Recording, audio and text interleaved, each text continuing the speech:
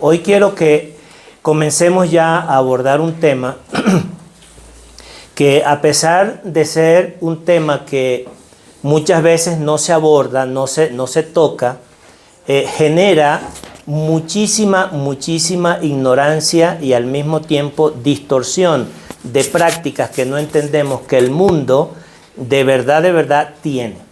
Y que es un tema que a veces puede sonar como algo complejo, pero que a la luz de la palabra de Dios todo está revelado. Y cada cosa que en este momento vayamos a tocar está sustentada por la palabra de Dios. Y si usted tiene algún tipo de recelo, algún tipo de duda, no se limite en no preguntar, haga sus preguntas.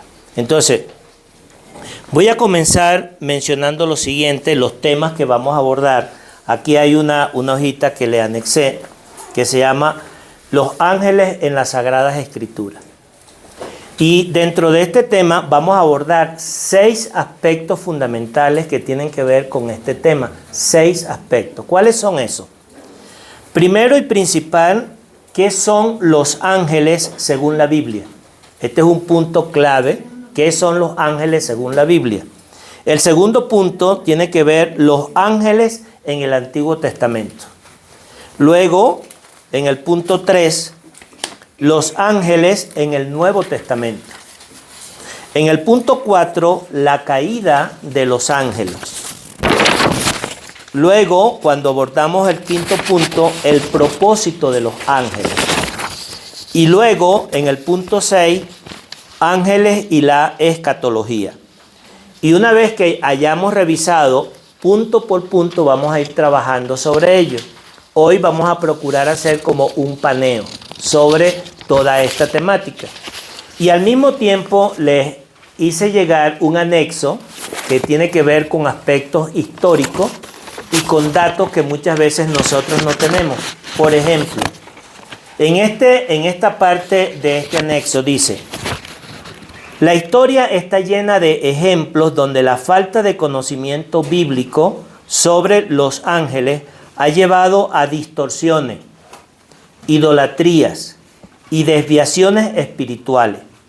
Estos incidentes históricos no solo ilustran los riesgos de caer en el error, sino que también resaltan la necesidad de una enseñanza sólida y bíblicamente fundamentada sobre el tema. Y voy a poner 2 ejemplos para que veamos cómo somos nosotros, los seres humanos, con esta tendencia cuando de verdad nosotros no le creemos a Dios. Caso, por ejemplo, de Israel. Dios les saca de Egipto y los lleva por el desierto. Y el pueblo empieza a murmurar, el pueblo empieza a hacer cuestionamientos. ¿Y qué pasa? Dios genera justamente allí en ese momento un juicio sobre ellos, que son mordidos por serpientes. Y Dios le da la sanidad. ¿Y cuál era la sanidad? Dios les dijo a Moisés: ahora agárrate en un asta y pon una serpiente de bronce. Y cada uno que sea mordido por esa serpiente, cuando vea esa asta allí en esa serpiente, en ese palo ahí montado, él va a sanar. Y bueno, ellos se maravillaron de eso.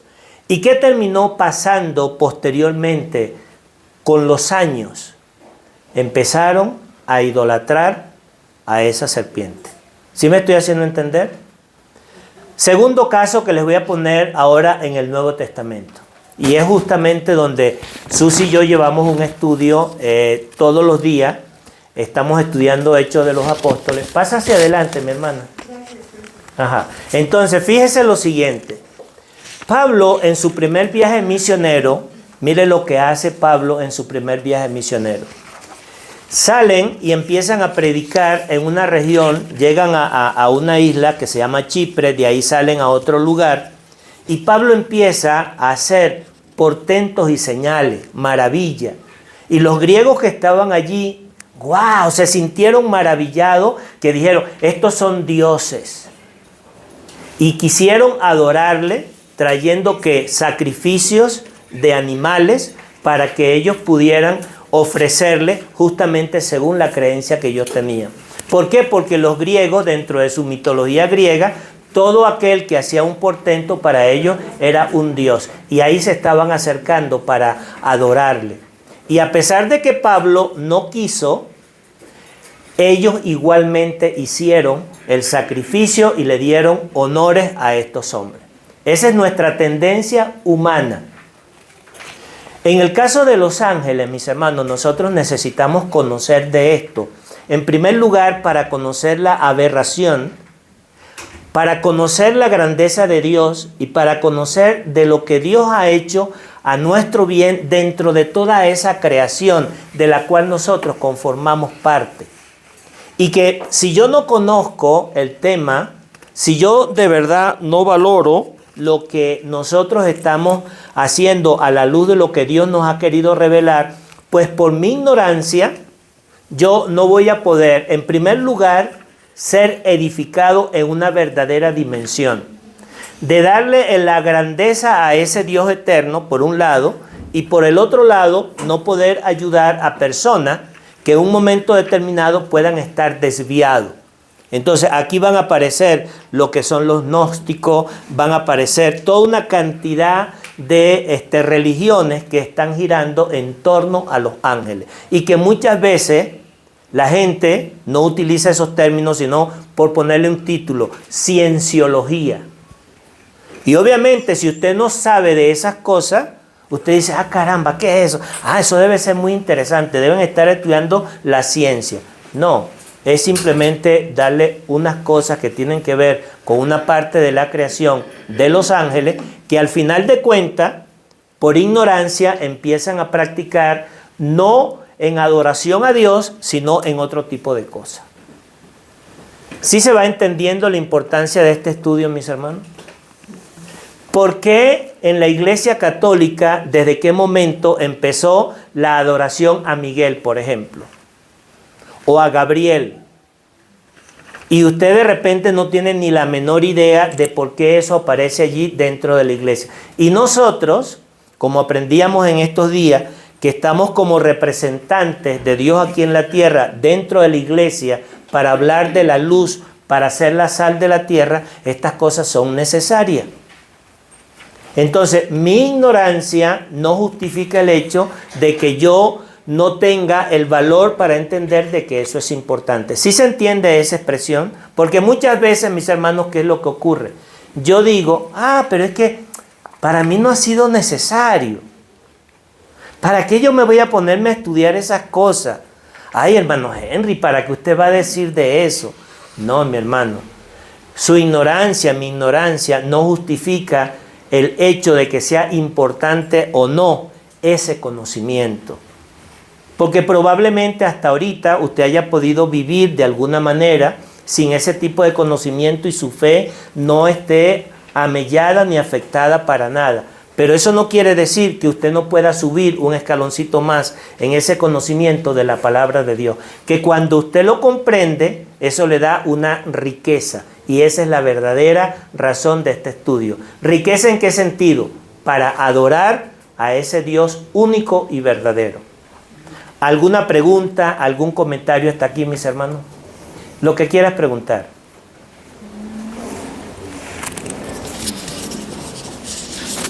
¿Cómo no, Tatiana? Qué miedo.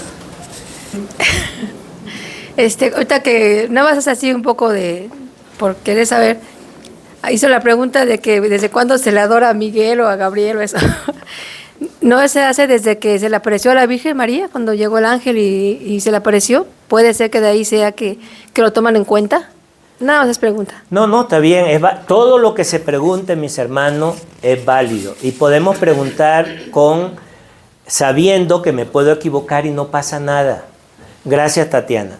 La Iglesia Católica, cuando vayamos a abordar ese tema, lo vamos a introducir para que ellos agarran ciertas experiencias y es donde introducen la adoración a estos arcángeles, que hay una jerarquía que ahorita lo vamos a ir entendiendo. Pero sí está basado dentro de ese tipo de relación.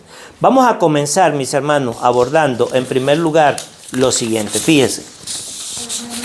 Sí, cómo no, mi hermano. Bueno, durante el estudio le quisiera pedir el favor Ajá. ¿Por qué o de dónde surge esa, pues esa ideología de que los niños que no nacen, sus almas son directamente convertidas en ángeles? Ajá. Si no los puede ir explicando durante el en su momento estudio. vamos a entrar ahí, pero de entrada le voy a decir, eso es exactamente como la enseñanza que la Iglesia Católica ha introducido sobre el purgatorio, sobre todo lo que tiene que ver en esos procesos donde la Iglesia ha ido enseñando cosas que la gente culturalmente las dio por aceptadas, pero que no son verdad. Y entonces, igual como el bautizar a un recién nacido pequeñito, bebecito, porque ahí está recibiendo una santificación y una liberación de pecado a través de esa agua. Esos son actos que precisamente la Iglesia los ha ido enseñando. Muchas gracias por esa pregunta. Fíjense, mis hermanos, vamos a ir empezando a analizar pasito por pasito para que podamos llevar. Esto nos puede llevar unas 6 o 7 semanas, créanmelo. Y ahí ya nos damos cuenta la importancia que tiene este tema de los ángeles. Lo primero, ¿qué quiere decir la palabra ángel? Ahí se lo puse en sus notas. Proviene del hebreo, que significa malk, ak, y del griego ángelo, que significa mensajero. Entonces, con lo primero que yo necesito entender e identificarme es que la palabra ángel tiene que ver con esa palabra de mensajero. Yo escucho la palabra ángel, estoy escuchando mensajero. De tal manera que no es nada extraño que mi hermano Ángel tenga una vocación de servicio de ser misionero, de predicar la palabra, de enseñar en las obras misioneras. ¿Por qué? Porque es un mensajero. Y a veces no nos damos cuenta ni siquiera de los nombres que nos ponen nuestros padres ni nuestras madres. Y de allí la importancia, y esta es una recomendación para papá y mamá, que a la hora de yo poner un nombre, tiene que tener un significado. No como la Iglesia Católica ponía que en el día que nacía, si era día de San Valentín, usted se llamaba Valentín. Si usted nació el día de la luna media llena borracha, usted se llama luna media borracha. Y por eso es que hay unos nombres tan disparatados allá afuera que no se entiende. Cuando usted ve a la luz de la palabra de Dios, y ya estamos empezando a entender la importancia de conocer el libro de Dios, que cuando un hijo nacía, lo primero que el padre se preguntaba, ¿qué nombre le voy a poner? Porque estaba vinculado con el propósito divino que ese niño, que ese ser iba a tener. O por lo menos la intención o la revelación. Y por eso de allí la importancia que nos lleva a nosotros a estudiar en la palabra de Dios los significados de los nombres en la Biblia. Porque eso nos da una enseñanza. Entonces, cuando usted está leyendo en la Biblia, en el Antiguo Testamento, en el Nuevo Testamento, y aparece el nombre, no lo deje pasar. Busque qué significa ese nombre, bíblicamente hablando.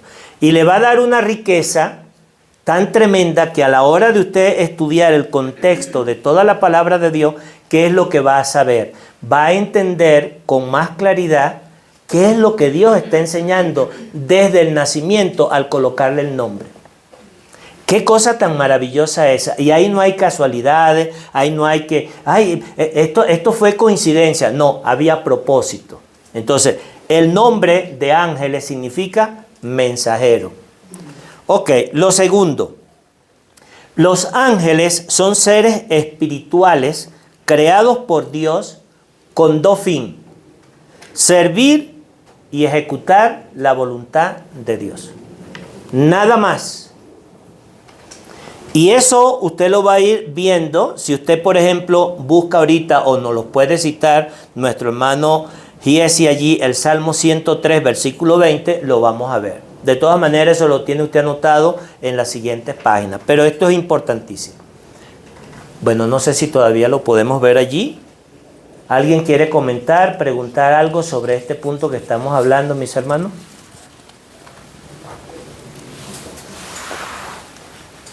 Están como calladitos hoy. Bueno, vamos a seguir. Fíjense, servir y ejecutar. No había otra función. Los ángeles fueron creados por Dios para servir en el accionar, porque después vamos a tener otro tipo de accionar de los ángeles, como es adorar a Dios. Pero en principio fueron creados para servir y justamente ejecutar algún tipo de voluntad de parte de Dios. Ahora, ¿cuáles son esas características principales que nosotros tenemos que entender acerca de los ángeles? En primer lugar, mis hermanos, que los ángeles son seres espirituales, no son seres físicos, aunque se pueden manifestar físicamente, pero son seres espirituales. Según que Hebreos capítulo 1, versículo 14, lo cual lo describe como espíritus ministradores enviados para servicio. No es capricho nuestro, lo dice y lo sustenta la palabra de Dios. ¿Y por qué lo revela Hebreos? Porque precisamente Hebreos, que era un libro dirigido a la nación de Israel principalmente, algunos creen que no fue Pablo que lo escribió. Yo soy de los que cree que Pablo escribió el libro a los hebreos, y va dirigido porque precisamente ¿qué era lo que hacían los judíos? Se lo voy a decir como dice la Escritura, que los judíos pedían señales. ¿Y los griegos qué pedían? Buscaban sabiduría. Entonces, cuando nosotros entendemos esas dos maneras de cómo una mente funcionaba, vamos a aprender algunas lecciones para nosotros. Práctica, mis hermanos. Y yo quiero que me escuches aquí de todo corazón. Y si no estás de acuerdo conmigo, no pasa nada. Pero te lo voy a decir de qué manera. Mire, nuestra formación de vida, dónde yo nací, dónde yo crecí, cómo fueron mis papás, cómo fueron mi madre, cómo fueron mis hermanos dentro de mi contexto, qué tipo de país nací, qué tipo de educación recibí. Yo tengo en mi mente, oiga esto porque esta es una clave para nosotros poder comprender. Bienvenida, mi hermana. Fíjese lo siguiente, tan importante que esto es lo que se conoce hoy día estudiado, porque antes no se sabía cómo expresar, se conoce como creencias limitantes. ¿Y qué es una creencia limitante? No es ni buena ni mala. Es una creencia que te lleva a ti a tener una posición donde no permites aceptar más nada. Y nosotros, por la manera como fuimos educados, como fuimos enseñados, tanto secularmente como a nivel de la iglesia donde nosotros crecimos, pues tenemos unas ideas. Y lo interesante es que tenemos que respetarla. Lo cual no quiere decir que tú o yo tengamos la razón. ¿Sí me estoy haciendo entender, mis hermanos? Y que llega un momento en nuestra mente, en nuestro ser, cuando yo quiero crecer, como todo proceso de crecimiento, yo tengo que generar una transformación. ¿Y cómo genero yo esa transformación para que mi mente, esa creencia limitante, no me permitía dejar entrar más ninguna otra cosa, lo cual no me permitía seguir creciendo ni seguir avanzando? Yo requiero hacer un esfuerzo. ¿Cómo es ese esfuerzo? Tener una apertura. ¿Esa apertura significa aceptar todo lo que yo diga? No.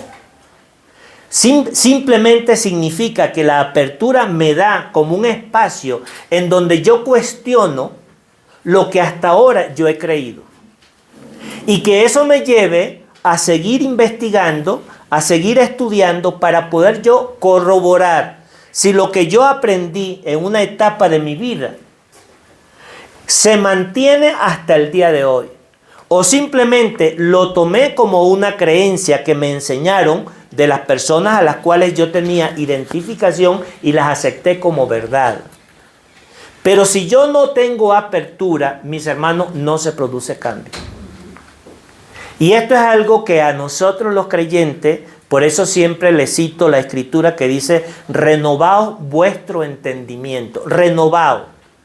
Porque a medida que nosotros vamos avanzando en años en el Señor, a medida que nosotros vamos avanzando en ese crecimiento espiritual, nosotros tenemos otra manera de interpretar y que esa revelación pueda caer a nuestra mente y a nuestra alma y a nuestro espíritu de una manera diferente.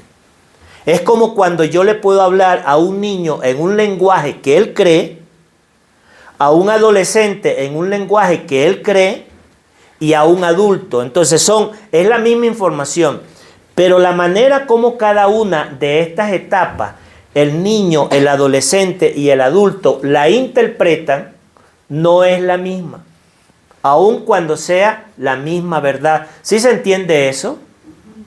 Entonces nosotros los creyentes no nos damos cuenta que muchas veces nosotros también pasamos por esos procesos de niñez, de adolescencia y de adultez. Y en la adultez, a medida que pasan los años, ¿qué crees? Vas todavía aumentando en tu sabiduría porque Dios te va revelando cosas de una manera mucho más particular. ¿Sí se entiende eso, mis hermanos? Por favor, no tengan empache para decirme, no estoy de acuerdo, porque esto es un estudio. Exprésense, quiero escuchar participación. ¿Cómo no, mi hermana Miriam? Te escuchamos. Pásale el micrófono a la hermana, por favor. Gracias, mi hermano. De hecho, en la semana estaba escuchando una enseñanza sobre matrimonios, retomando lo de la enseñanza de la semana pasada, y algo que así como que, wow, se me abrió, me dio mucha claridad, fue que tan solo en un matrimonio, cuando tú te casas a determinada edad, tienes una forma de pensar, tanto tú como mujer y tu pareja como varón. Y conforme van pasando los años, te das cuenta, decía el pastor, decimos, nunca cambies, me gusta así como eres cuando te conocí, pero la verdad es que sí cambian. Claro. Y tan es así que van madurando, o sea, se va consolidando la pareja, y yo lo veo ahorita como seres humanos, vamos cambiando, y como seres espirituales, a veces cuesta trabajo el creer, pero cuando uno se deja guiar por Dios, Dios te va revelando, Dios te va dando ese discernimiento, y ahí viene esa, o sea, llega a mi corazón cuando dice Dios en su palabra, hijo mío, dame tu corazón. Amén, mi hermana. Cuando entregamos el corazón, entonces ahora sí ya se va transformando todo. Exactamente. Y te va dando esa claridad. Exacto. Por eso ahorita lo que tú me comentabas de niño, adolescente, joven, sí cambian en sus etapas. Exacto. Cuando uno llega, cuando llego al matrimonio, dices, bueno, es mi pareja y pues felices por siempre, sí, gracias a Dios, pero también va a haber cambios y esos cambios te van a permitir madurar. Yo creo que así también es nuestra vida en Cristo. Todos esos cambios van a ir surgiendo a través de los momentos o pruebas que vayamos viviendo para que nuestra fe sea consolidada. Así es. Y también para que Dios sea glorificado y también a través de esas pruebas que vamos viviendo, ser testimonio y llevar a otras personas palabra de consuelo, palabra de enseñanza a través de lo que Dios nos ministra. Exactamente, mi hermana Miriam. Gracias por tu comentario y a eso le voy a agregar lo siguiente. Fíjese. Imaginémonos por un momento, y voy a hacer la pregunta antes de hacer el comentario. ¿Cuántos de los que estamos aquí con toda sinceridad han estudiado este tema de los ángeles como lo vamos a hacer ahora a profundidad? Levante la mano, no tenga empache. ¿Cuántos lo han estudiado de verdad? Perfecto, gracias mi hermano. Fíjense, 2 personas de toda esta congregación. Entonces, ¿qué significa eso, mis hermanos? Eso significa que nosotros que no hemos estudiado esos temas, necesitamos llegar a comprender esos temas si yo quiero ayudar a otras personas. Si yo quiero poder sacar a una persona que está en oscuridad y tiniebla, por lo menos sembrándole una palabra que ella misma se haga el interrogante, porque nosotros sabemos que la obra es de Dios. pero por lo menos tengo que tener el vocabulario. Porque de repente, si yo no sé decir que es un serafín, de un querubín, de un arcángel, y que es un ángel, y qué hace uno y qué hace el otro, yo eso no lo estoy entendiendo. Pero yo le puedo hablar con propiedad a una persona. Y mira esta parte interesante, que muchas veces cuando en mi juventud luché mucho contra esto, porque habían hermanos que me decían, es que no importa cómo nosotros digamos la palabra de Dios. ¿Usted cree que eso es correcto? ¿Que no importa cómo digamos? Si nosotros en nuestro lenguaje cotidiano aprendíamos aquí con nuestro hermano que nos estaba enseñando que como padre, por muy buena intención que yo tenga y no utilizo la palabra adecuada, ¿usted cree que el impacto que tengo en mi hijo es el mismo? Con mi propio hijo. Ahora imagínese con una persona que ha visto y tiene tantos malos testimonios acerca del Evangelio, no porque el Evangelio se lo produzca, es por la vida de las personas que lo generan. Y entonces usted viene en un lenguaje inadecuado, inapropiado, inseguro, no verdadero, contradictorio. ¿Esa persona le va a prestar atención? No, mis hermanos. No. Románticamente utiliza uno mucho la palabra ángel. Eres un ángel, pareces un ángel. Es que era un ángel, refiriéndose que una persona linda, pero recordemos que hay ángeles caídos.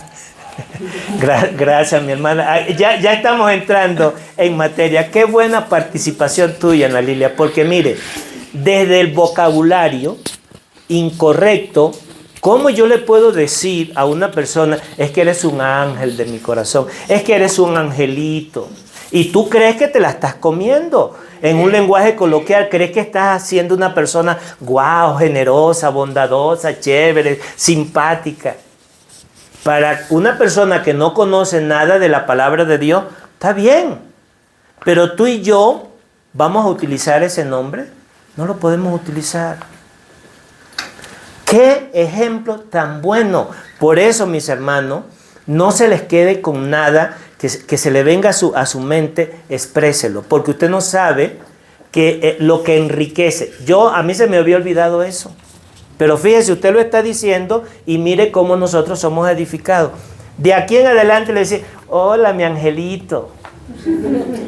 No. Porque no es un angelito. Si se llama ángel, lo voy a llamar ángel, pero no. No, está bien, porque él es un angelito para ti, está bien. Y lo queremos como mi angelito, mi hermano. Sí se entiende. Entonces, estas cosas, mis hermanos, es como cuando mi madre me puso el nombre Henry de Jesús. Y después aprendí que yo no tenía por qué llamarme Jesús. Y ahora yo en mi nombre, créanmelo, de una vez que aprendí eso, porque si usted aprende algo y no lo practica, no está haciendo nada. Yo ahora en todo me pongo mi nombre, Henry J. Carvajal. Porque a pesar de que soy de Jesús, el nombre de Jesús no lo debo de utilizar porque es un nombre que fue específicamente dado para el Señor, que quiere decir Salvador.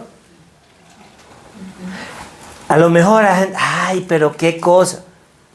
No le dé la lectura que usted quiera. Usted puede pensar si quiere llamar a su hijo Jesús, póngale el nombre que usted quiera, pero vamos a darle las instrucciones, lo que dice el libro, para no entrar en este tipo de discusiones. ¿Alguien más quiere aportar algo, mis hermanos? Mi hermana Rocío, pásele el micrófono allí.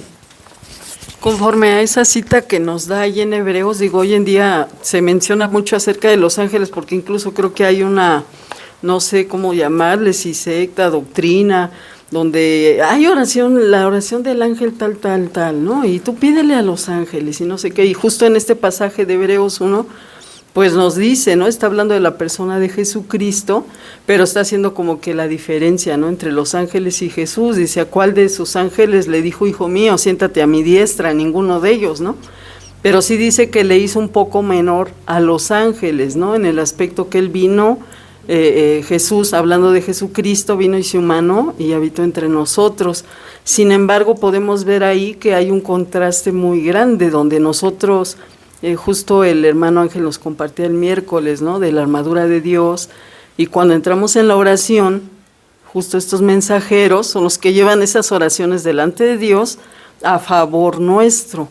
Y yo creo que eso lo vamos a ir viendo más adelante, pero justo en Daniel vemos ese trabajo de ellos, ¿no? Donde uno de ellos viene con Daniel y dice, desde el primer día que tú dispusiste tu corazón para humillarte delante de Dios, tu respuesta llegó, pero se me opuso el príncipe de Persia, ¿no?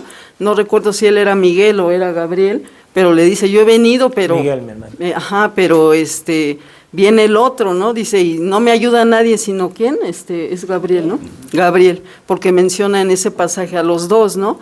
Y digo, si nosotros entendiéramos esta verdad, no para adorarlos a ellos como a Dios, porque son sirvientes de Dios al fin y al cabo, pero que sí están para servir a los hijos de Dios, a su pueblo.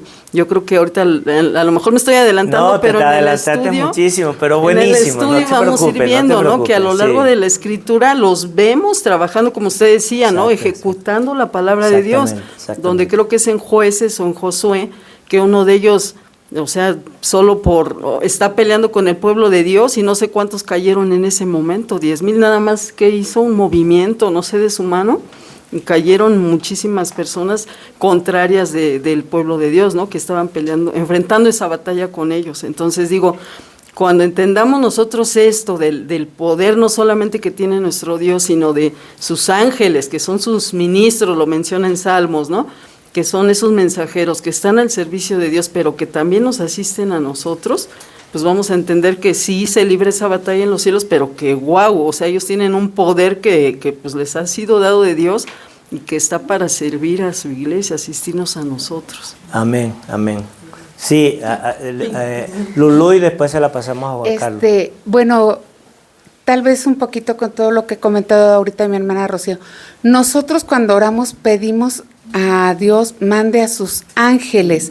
No nos dirigimos directamente como la petición a San Miguel Arcángel, hazme X milagro, ¿no? Entonces, esa es la manera correcta, pedir a Dios mande a sus ángeles, no de manera directa a cada uno, ¿no? A cada arcángel o algo así. Es correcto, mi hermana. Te respondo rapidito porque es un punto muy importante. Nosotros tenemos solamente un mediador entre Dios y los hombres, a Jesucristo hombre, y por eso dice Jesucristo hombre. Y ese mediador entiende las demandas de la justicia divina y entiende la necesidad del hombre. Y Dios, en su soberana voluntad, ni siquiera le deberíamos de decir, manda a tus ángeles. No, porque no estás pidiendo, estás imponiendo. Es un vocabulario incorrecto. Cuando yo le pido a Dios, yo no le tengo que decir a Dios qué es lo que tiene que hacer. Yo pido, Señor, resuélveme. Y Dios, en su infinita misericordia, si te va a enviar un ángel para protegerte, te va a enviar un ángel para protegerte. De hecho, hemos sido protegidos infinidades de veces sin que nos hayamos dado cuenta. Pero dentro de la oración no tenemos por qué estar diciéndole que si el ángel mándale. No, estamos orando es a Dios. Por eso es que es una distorsión doctrinal. Y sectas religiosas invocan la presencia de ángeles, piden ángeles que ejecuten. No, eso no es bíblico. Pero bueno, buenísima su pregunta, mi hermano Juan Carlos. Sobre el punto que decías, ¿no? Acerca de tu nombre, ¿no? De Jesús, porque en la cultura que tenemos nosotros, pues es muy común. Muy común, no es coloquial, digamos, que pues, la gente se llame Jesús y nosotros de repente pudiéramos pensar, oye, es extremo lo que dice Henry, ¿no? De no utilizar el nombre, pero es por la cultura que tenemos. Yo quiero comentar esto. Tengo un amigo que se llama Jesús y que en un tiempo se fue a Estados Unidos, ¿no? Y él me comentaba eso, de que cuando llegó a Estados Unidos, como es otra cultura, le preguntaban, ¿no? ¿Cómo te llamas? Y él decía Jesús, y la gente le decía, you're not Jesus. You're not Jesus, o sea, tú no eres Jesús. Y decía, no, es que me llamo Jesús. No, tú no eres Jesús, le decían. Pero cómo cambia mucho eso, ¿no? Parece algo sencillo, pero tienes mucha razón en lo que dices del nombre, ¿no? Así es, mi hermano. Gracias por tu comentario, porque eso se debe a la cultura donde hemos crecido. Yo he conocido nombres, imagínense, disparatados, María de Jesús para ponérselo a un varón.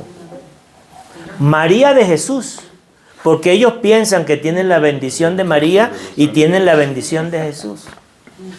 Entonces mi madre en su ignorancia le puso a mi hermano un nombre como José Gregorio. ¿Y por qué se lo puso por José Gregorio? porque hay un médico en Venezuela que hizo supuestamente una serie de milagros y ahorita lo están canonizando. Y de niño, fíjese el nivel de cultura, antes de que en mi casa fuéramos cristianos, yo tenía una imagencita metida en la cartera porque supuestamente José Gregorio me estaba protegiendo. A tal punto de las creencias que tenía mi madre que le puso a mi hermano menor José Gregorio. Entonces, ¿qué nos lleva a eso, mis hermanos? Mire, lo que quiero rescatar